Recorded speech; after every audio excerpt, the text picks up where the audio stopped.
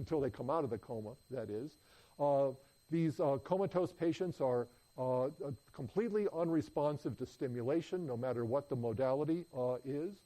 They show no signs of emotion.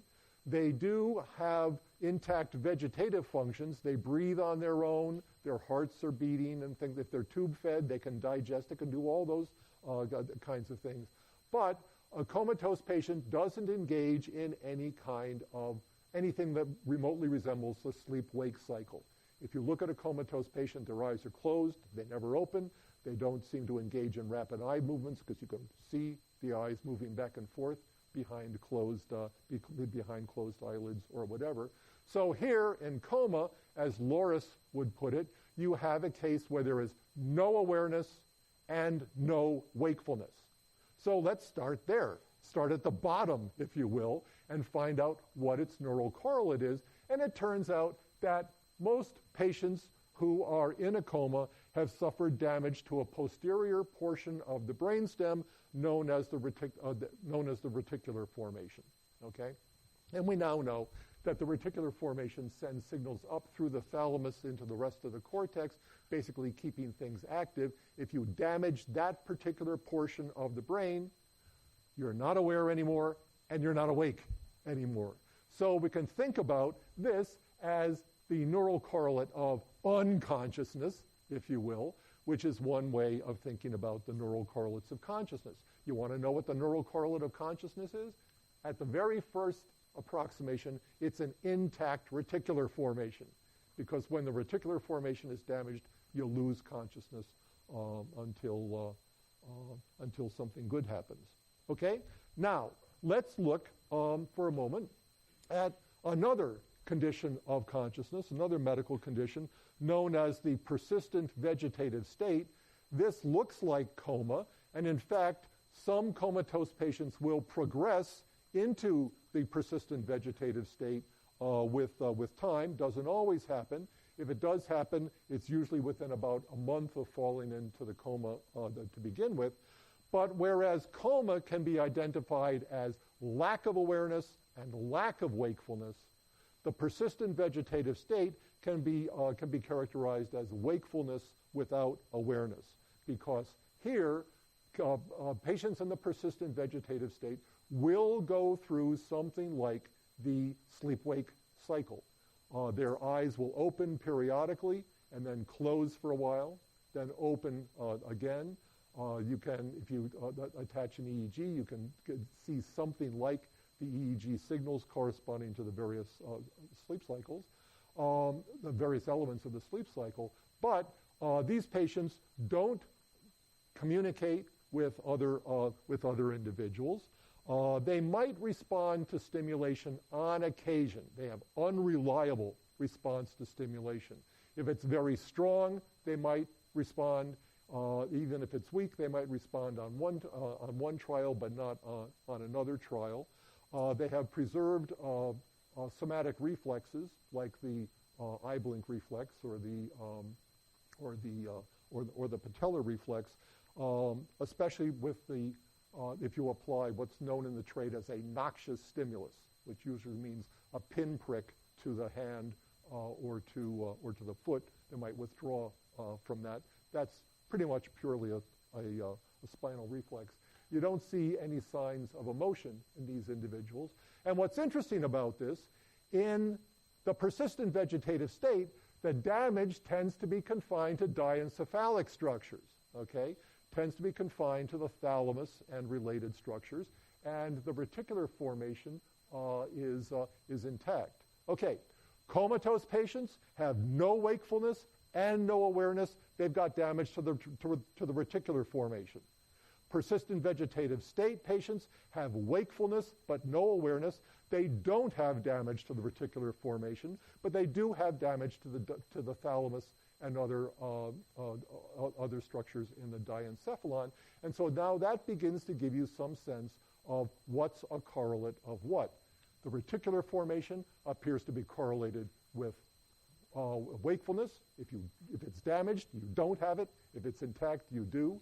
Whereas the thalamus seems to be associated with awareness somehow. Yes?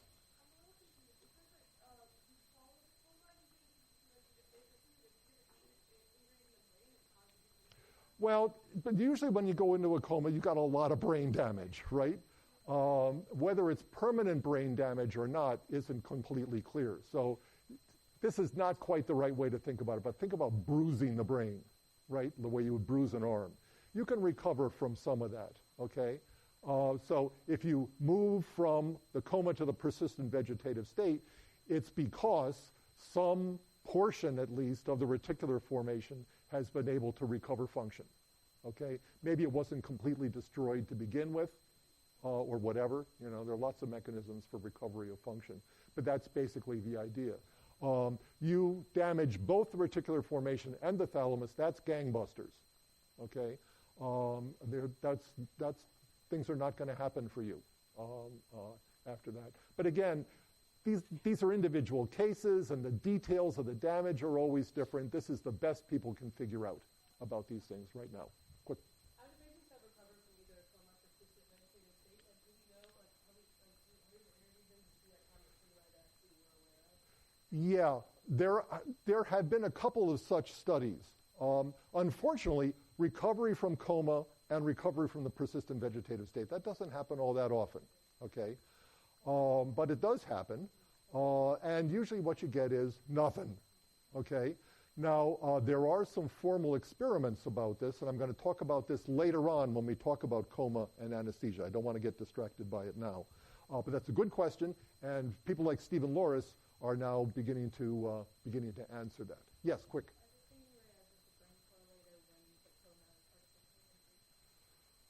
Well, then you don't get lesions in the reticular formation. But yes, if you do something to disrupt, basically what happens in artificially induced comas, I think that operates more on the diencephalon than the reticular formation. No, I'm not a neurologist any more than I'm a philosopher. But in any event, anesthesia will.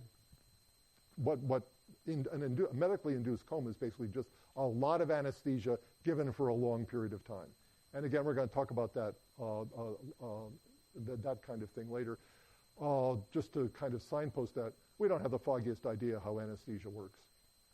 Okay, there are tickets to Stockholm for the person who figures out exactly how anesthesia works.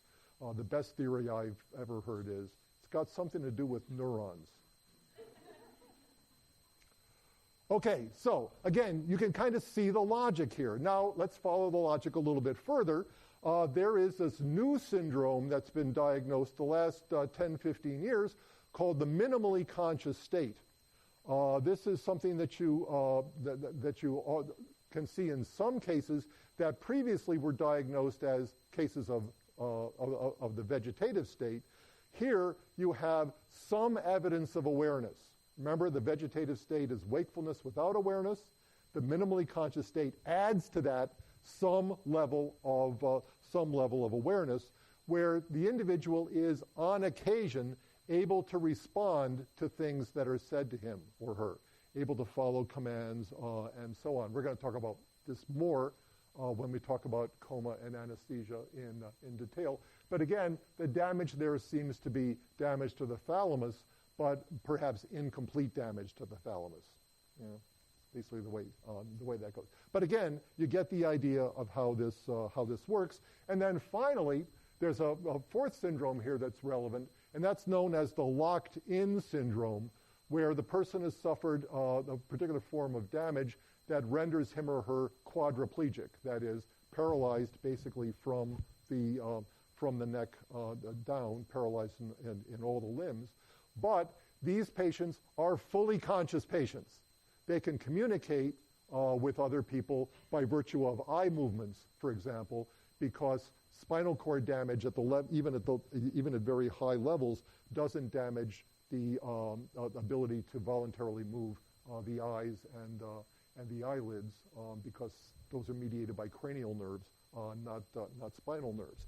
But in the locked-in syndrome, where you have awareness and wakefulness, full consciousness, the damage is in an entirely different place in the anterior portion of the brainstem, like the pons. So again, you can kind of map this out. No consciousness, damage in one area. wakefulness but not awareness, damage in another area. Wakefulness and awareness but quadriplegia, damage in yet another area. It's by this kind of strategy that we can begin to identify some of the neural correlates of consciousness. Now, we don't know exactly what it is that the reticular formation does to wake people up. Well, maybe we do, but we don't have to know that for now. We're not solving the hard problem here, right, about how the reticular formation creates conscious mental states. But we do know that these structures are correlated with consciousness in particular ways. Let's look at another example, a very different example now, based on the identification of consciousness with attention. This is an idea that comes at least from William James, that somehow consciousness and attention are intimately related, a question that we'll take up in the next set of lectures. But for now, what we can say is, what's going on in the brain when somebody pays attention to something? By virtue of attending to something, we become conscious of it. When I'm looking at somebody here, I'm very well aware of that person in a way that I'm not aware of that person when I'm paying attention over here. So there's this relationship between attention and consciousness that seems to be quite deep. So the question is, what's going on in the brain when somebody pays attention?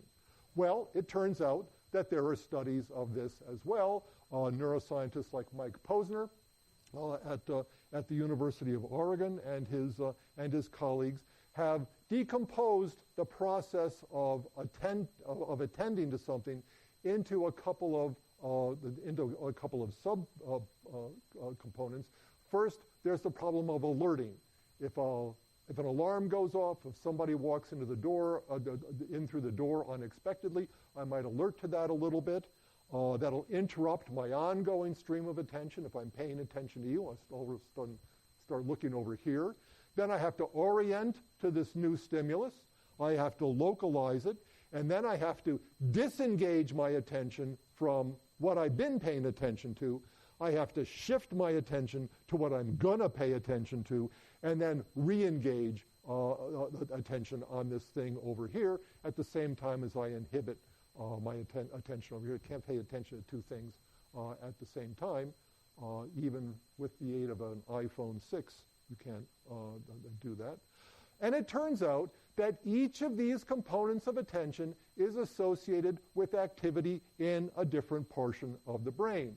So there's what Posner calls an alerting network, which is activated when people alert to a novel stimulus or an unexpected stimulus, and that involves the thalamus and regions of the frontal and the parietal lobes.